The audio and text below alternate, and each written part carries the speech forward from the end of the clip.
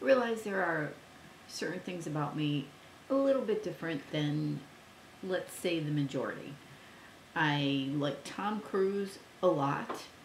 I like McDonald's a lot. And I think Michael Jackson's alive. Or I thought that Michael Jackson was alive. And I've been processing my thoughts ever since I spent 2.5 weeks in the civil court for Katherine Jackson versus AEG. And Mrs. Jackson showed up at the criminal court on a daily basis. And she is showing up at the civil court on a daily basis. And just because of that fact alone, I really am starting to question whether or not he really is alive. It's really difficult for me to have been in the courthouse and see real judges with real attorneys in a real courtroom with really Mrs. Jackson and think that they're all doing this for some sort of hoax. Most of you know that I've believed Michael Jackson is alive since probably the week after June 25th, 2009.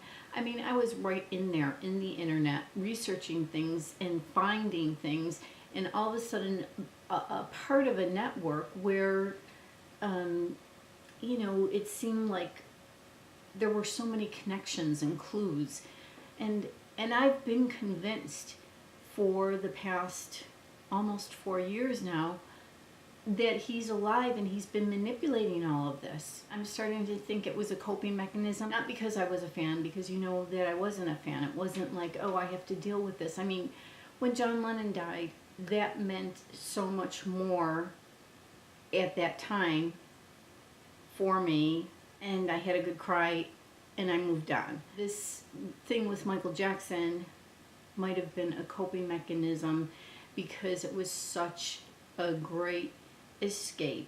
As I've written in my book, my virtual escape from reality, it was such a great escape. It was like the possibility that somebody would actually do this.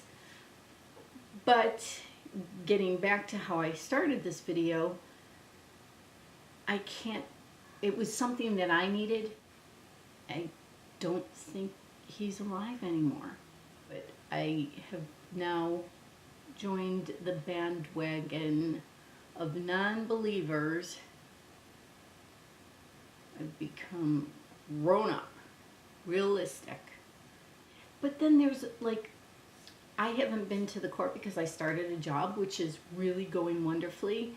And I've been trying to read certain things about what's going on in the courtroom, and there was this big to-do about candy. From what I read, AEG left candy or gave candy to the jurors, and then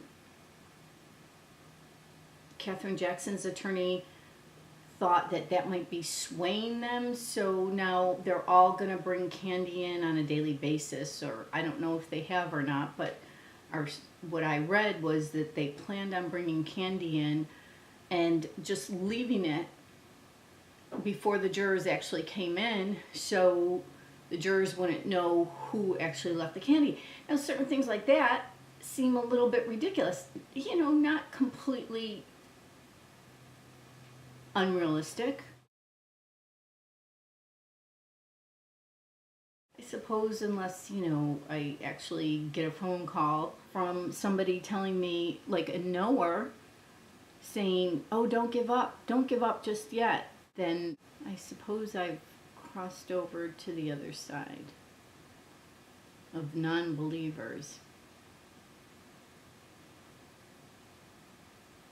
which is really a little bit disappointing for me because I had such high expectations of Michael Jackson doing something that he has never been done before. But you know what? He was only human, right?